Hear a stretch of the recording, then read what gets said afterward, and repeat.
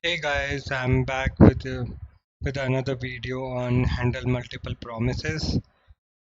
Please do subscribe and like my channel if you like this content or like my previous content.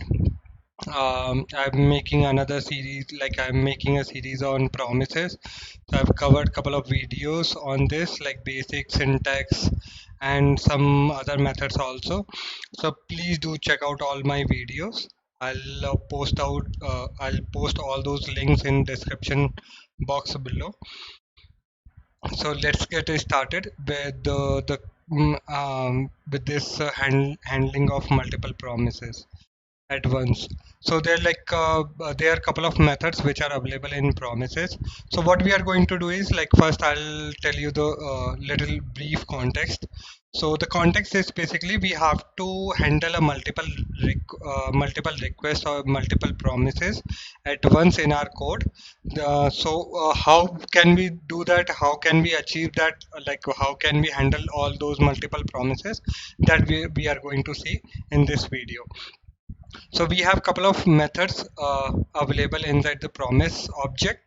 So like in the left side, if you can see that we have couple of methods like all method, all settle method, and race method. We'll cover one by one with each of them. So I've created some diagram here. Don't be confused with them.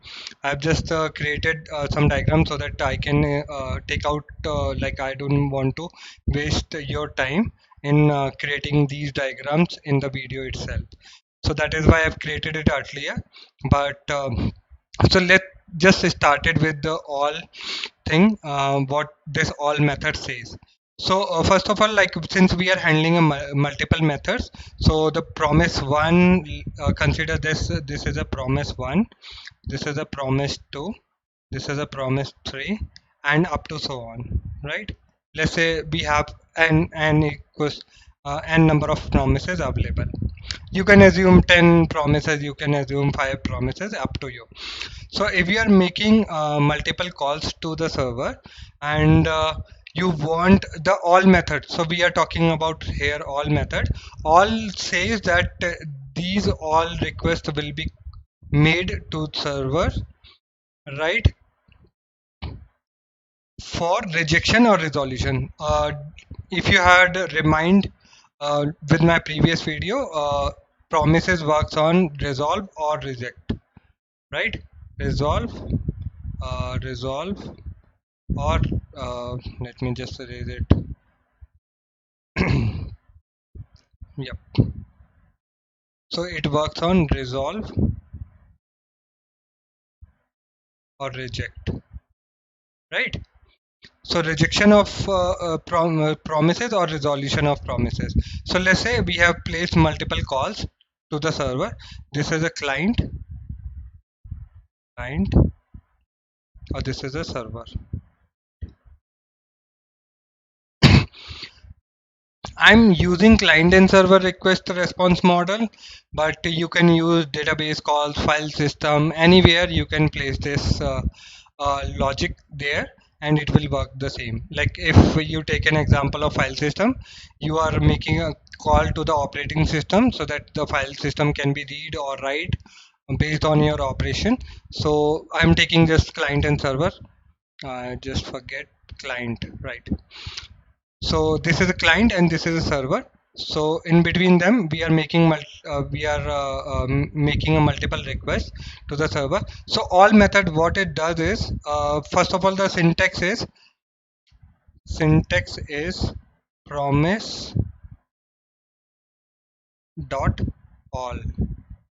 All in the all method, you have to provide an array of promises p1 dot pn, right?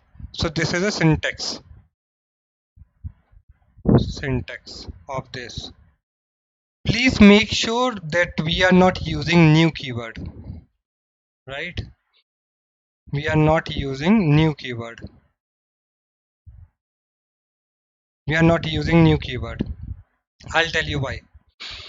Since we are dealing with multiple promises, and already the promises are being created. So that is why we don't want it to be initiated again to handle multiple calls at once. That is why we are using only the promise class. Please make sure this is get asked in each and every interview, that why we are using new keyword for promise.all, and similarly for all other methods available, all settle and raise also.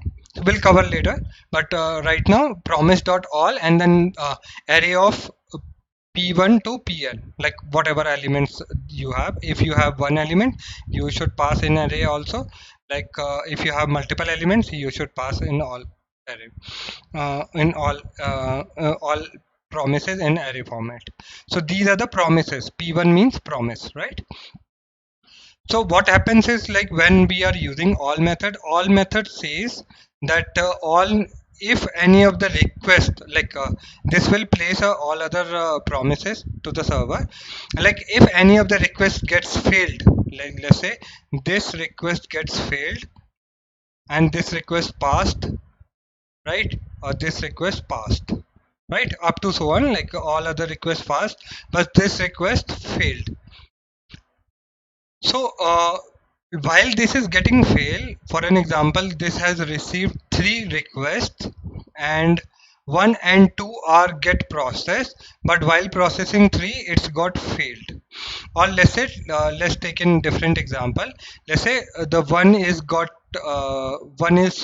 passed and second is fail, and now it was processing the third. So since the second is failed, it will return with the response. All method will return the response of 1 and error.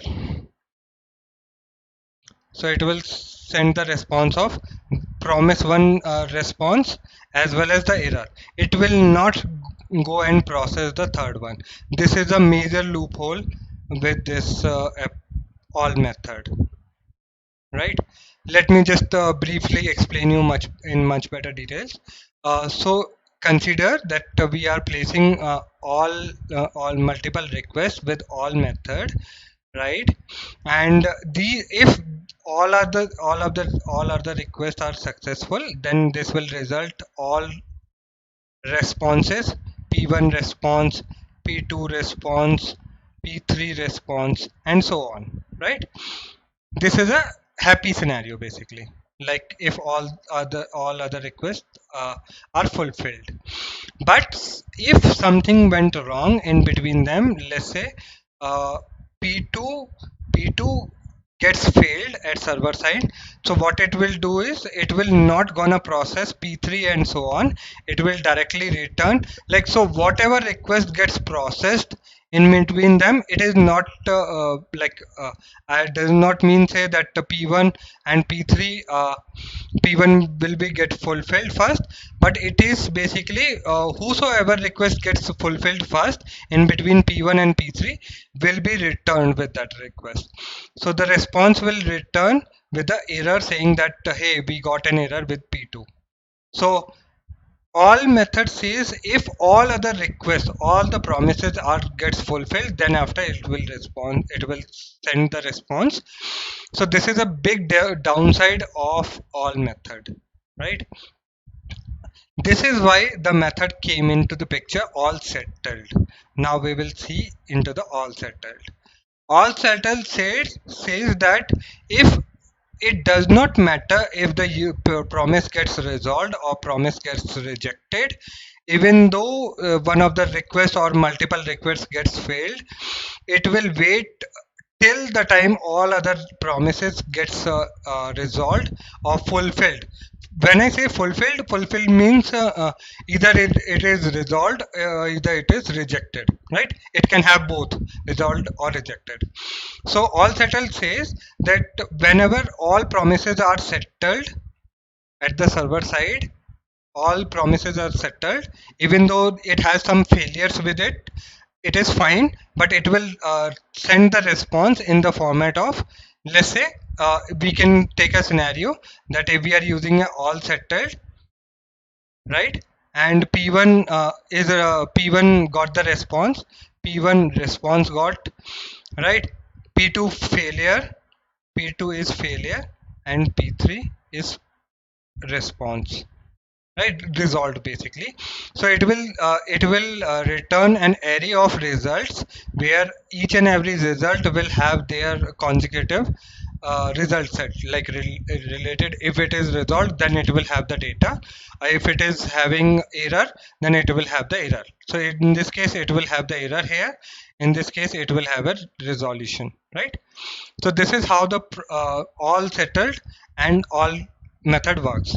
So this is a big interview question that get asked often, uh, which they have asked, like they try to ask whether you know these things, like all set, what is the difference between all and all settle.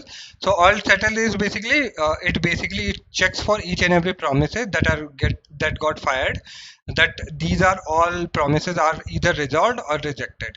This does not return even one of the failures get triggered at the server side. But on all side, on the another hand, on all side, it basically checks for each and every resolution. If it gets if any of the promise it gets rejected first, then it will not gonna check for other promises, and it will simply return that, hey, I've got the response for this thing and I've got the rejection for this promises. So it will not cover this later promises, right? So this is how all in all settle works. Now we will come to the race part.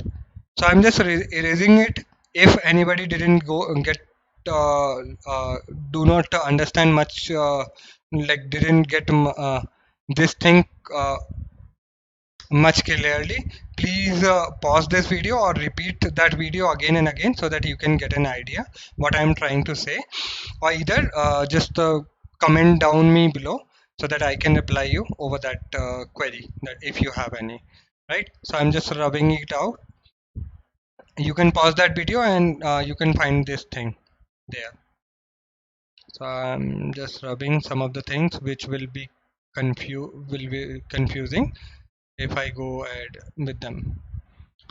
So let's say I'm removing this.